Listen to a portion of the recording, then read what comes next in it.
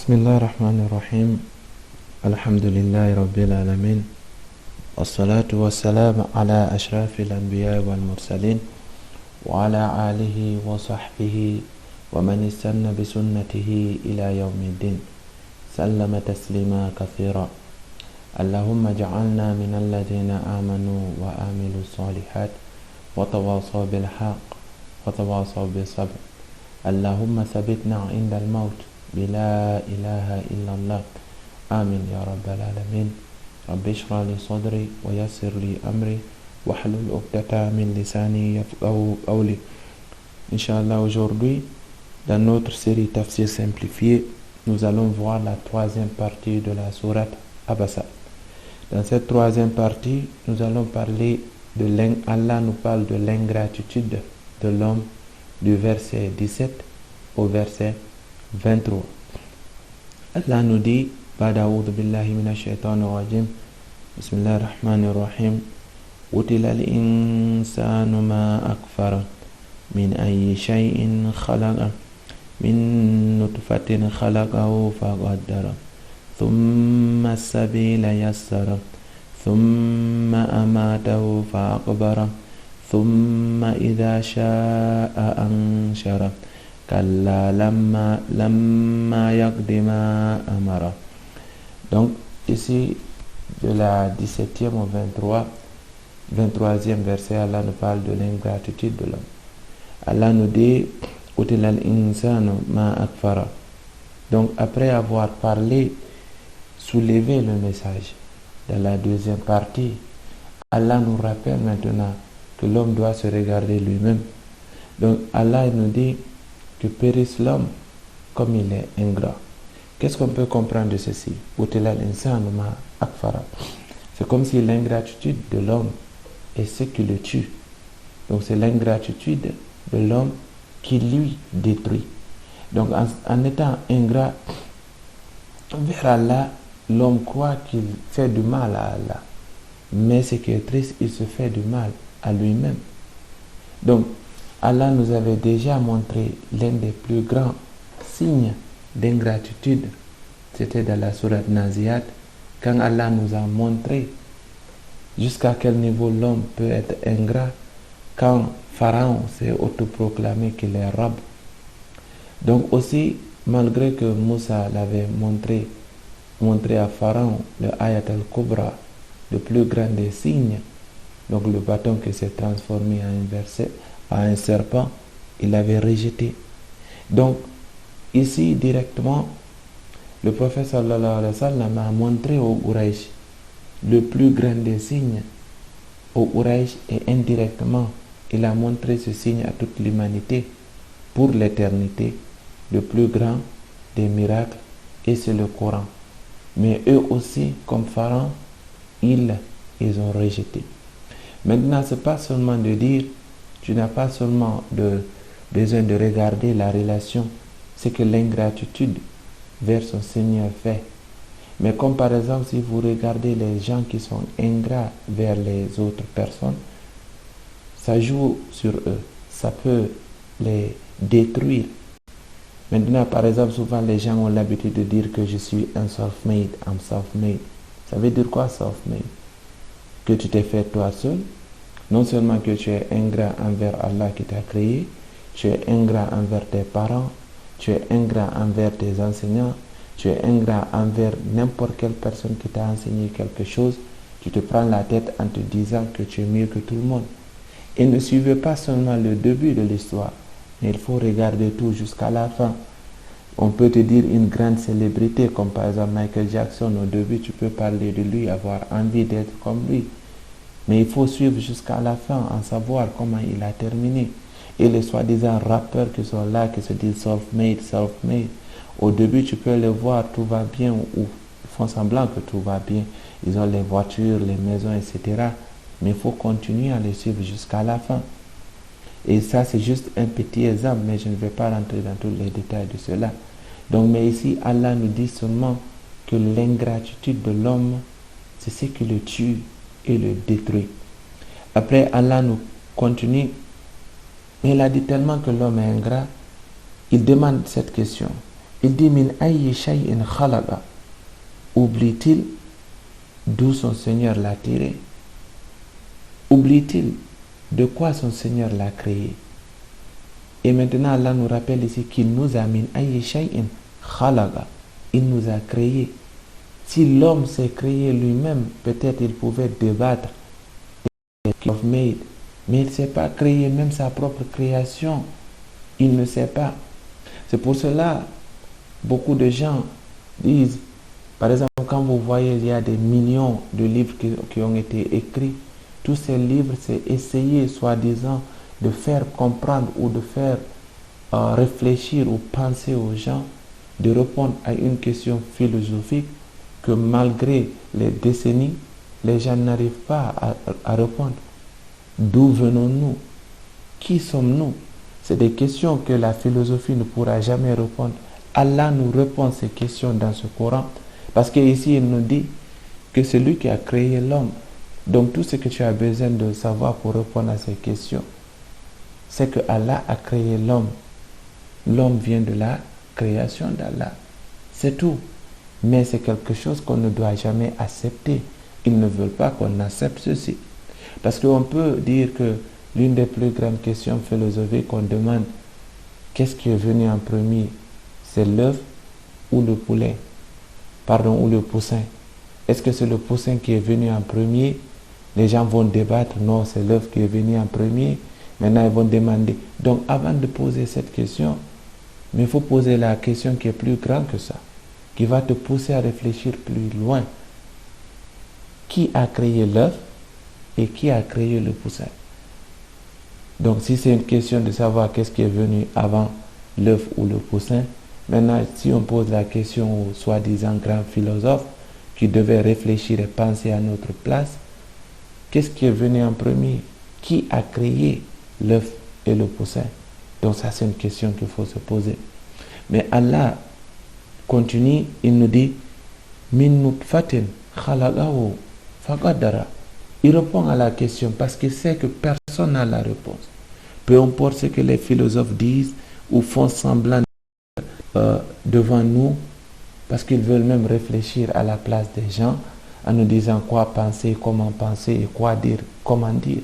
Mais Allah sait qu'aucune personne ne peut répondre à cette question si ce n'est pas lui, quand il dit Min ayyi shay'in khalaqa. D'où vient la personne? Qui est la personne? Comment est la personne? On peut essayer de donner toutes les réponses et nous savons que malgré de nos jours, même au XXIe siècle, en 2021, selon toutes les recherches qui ont été faites, nous savons qu'il n'y a aucune personne. Si on regarde par exemple l'empreinte digitale des gens, il n'y a aucune deux personnes qui ont le même empreinte digitale. Si vous regardez aussi par exemple le cerveau, la construction du cerveau, chacun a un cerveau différent de quelqu'un d'autre. Donc il y a beaucoup de choses qui diffèrent parmi les hommes, mais on ne veut pas penser à la religion ou chercher dans la religion pour trouver des réponses que la philosophie ne pourra jamais répondre. Donc Allah a dit Min nutfatin khalaqahu faqaddara. Il a dit quoi? Il a dit c'est d'une goutte de sperme qu'il le crée et fixe sa destinée. Non seulement qu'il le crée, mais c'est lui aussi qui fixe sa destinée. Qadara. Qui seront tes enfants? Personne ne peut le choisir. Personne n'a choisi s'il va être noir ou blanc. Personne n'a choisi ses parents. Personne n'a choisi là où il va naître. Personne n'a choisi son sexe. Personne n'a choisi combien de temps il va vivre sur terre. Mais tout ceci, la philosophie nous dit de ne pas trop penser, de ne pas trop réfléchir, de laisser des soi-disant philosophes parce qu'ils sont plus intelligents. La science va penser à notre place. Et tout cela, c'est des conneries. Chaque homme devait être capable de réfléchir à sa place. Parce que si chaque personne réfléchit sans écouter, réfléchit et écoute sa conscience au fond de lui, il saura qu'il y a un créateur qui lui a mis sur terre et cela va l'aider et le guider vers Allah subhanahu wa ta'ala. Mais malheureusement, c'est ce qu'on ne doit pas faire. On passe tout notre temps à regarder la télé. On passe tout notre temps avec nos téléphones portables. On passe tout notre temps avec des jeux vidéo, avec Facebook, Twitter, WhatsApp, et chaque jour il y aura une nouveauté. Tout cela, c'est de bombarder ton cerveau pour ne pas avoir de temps à réfléchir et à être plus proche de la nature. Parce qu'une fois que tu es plus proche de la nature, tu te poseras des questions: qui a créé la nature? Et une fois que tu vas poser la question, Inch'Allah, tu seras guidé vers Allah. Et malheureusement, nous n'avons plus ce temps. Donc Allah continue, parce qu'il a dit qu'il a créé l'homme et il l'a destiné. Allah demande à l'homme: comment peux-tu être ingrat alors que tu ne peux même pas, tu n'es même pas responsable de ta propre création. Donc Allah a demandé dans le Coran à l'homme: a antum ashaddu khalqan amis sama'u banaha? Étiez-vous donc plus difficile à créer que le ciel? Et pourtant Allah l'a édifié. C'est ce qu'il a demandé dans Naziat. Donc regarde le ciel. Selon toi, entre toi et l'univers, qu'est-ce qui est plus compliqué, plus sophistiqué à créer? Entre toi et le ciel, qu'est-ce qui est plus compliqué et sophistiqué à créer? Malgré tout cela, Allah nous dit: cela aussi c'est lui qui l'a créé. Tout ceci c'est pour pousser à l'homme de réfléchir, d'utiliser son intelligence, son intellect pour se rapprocher de son Seigneur. Après, Allah continue, il dit: Thumma sabila yassara. Même son chemin, après quoi il lui trace la voie à suivre. Donc certains savants disent que cette voie, c'est la voie par laquelle il est venu au monde, la voie par laquelle il est venu. Donc, le chemin là où il est passé pour venir dans ce monde, quitter le ventre de sa mère pour venir dans ce monde, c'est Allah qui a facilité ce chemin. Parce qu'aucune personne ne peut dire que c'est lui qui s'est battu pour venir dans ce monde, quitter le ventre de sa mère et de sortir. Tout cela, c'est Allah qui a fait ça, rendu ça possible. Alors comment toi, petite créature faible que tu es, tu peux faire face à Allah, de nier Allah, de rejeter son message, de faire face à lui et de lui dire que tu ne vas pas faire ce qu'il t'a demandé. Donc il dit ceci pour nous pousser à réfléchir réellement sur notre propre création. Donc Allah a facilité les étapes de la vie. Tu étais bébé, tu es devenu adolescent, après tu es devenu adulte, etc., etc. Ces étapes, c'est lui qui a facilité ça. Tu ne pouvais pas quitter bébé, devenir adulte. C'est lui qui a fait cela pour toi. Donc maintenant aussi, d'autres savants disent que la voie est la voie pour accepter le message. Chacun est né croyant, mais après, on choisit de changer le chemin.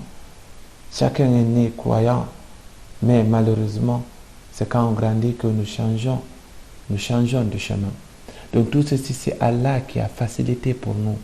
Après, il continue, il dit quoi? Thumma amatahu fa'akbara. Après tout cela, pour le faire ensuite mourir et inhumer. Donc tout cela, il a facilité. Thumma sabila yassara. Il a commencé min ayyi shay'in khalaqa. Il a créé l'homme. Min nutfatin khalaqahu faqaddara. Thumma sabila yassara. Thumma amatahu fa'akbara. Thumma idha sha'a. Après thumma amatahu fa'akbara. Donc il a résumé de la naissance de l'homme jusqu'à sa mort. Tout c'est Allah qui gère.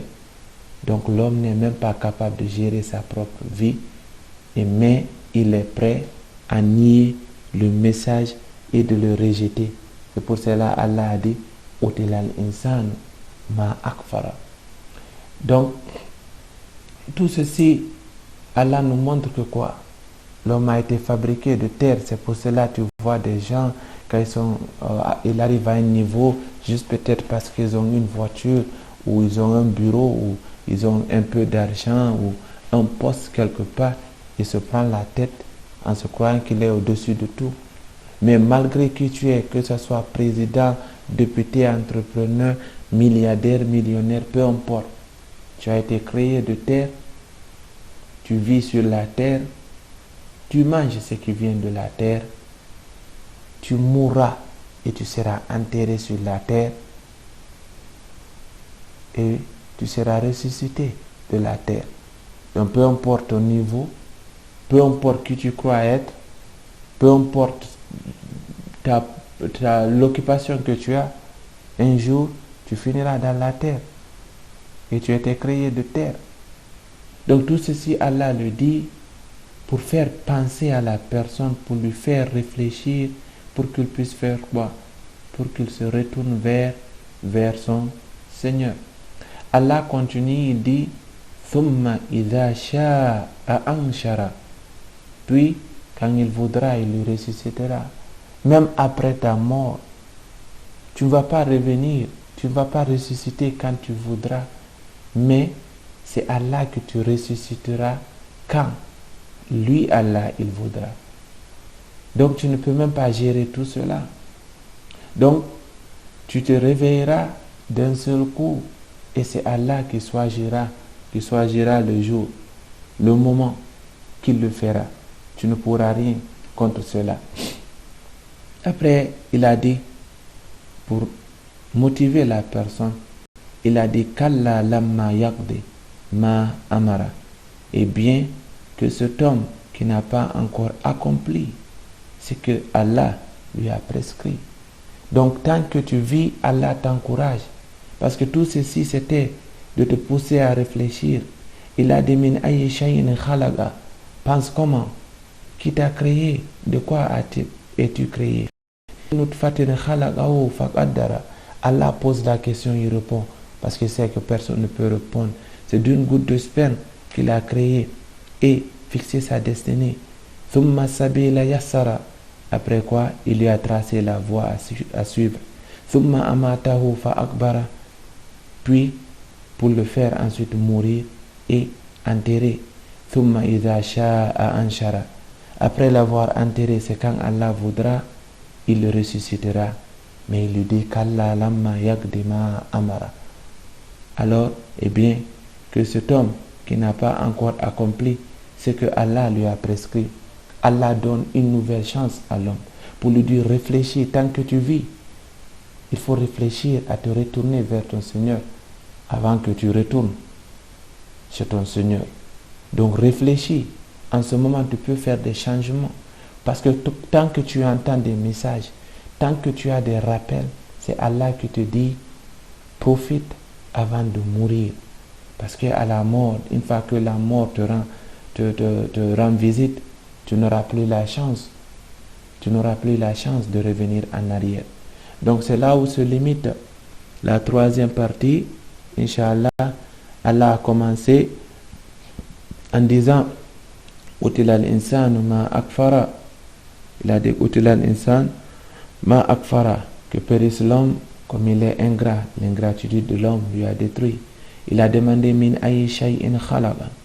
Oublie-t-il d'où son Seigneur l'a tiré ou comment son Seigneur l'a tiré? Oublie-t-il de quoi son Seigneur l'a créé? Rappelant l'homme que c'est son Seigneur qui l'a créé. Min nutfatin khalaqahu faqaddara.